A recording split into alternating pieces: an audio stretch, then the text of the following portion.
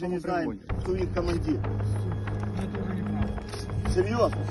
Потому что командиры меняются. У нас ранило, мы сейчас, у нас командир сержант. Сколько вообще человек привели?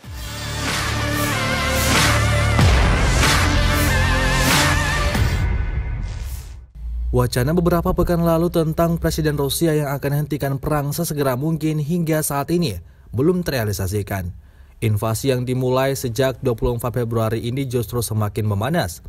Kali ini beredar rekaman militer Ukraina yang jadi korban dalam pertempuran terluka di bagian kakinya.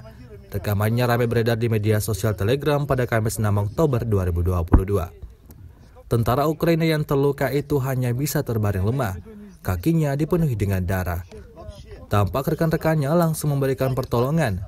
Di sisi lain, tentara Ukraina lainnya terlihat menjelaskan rentetan kejadian yang terjadi di medan perang. Meski alami luka di bagian kakinya, tentara Ukraina tersebut merasa beruntung tidak gugur dalam peperangan.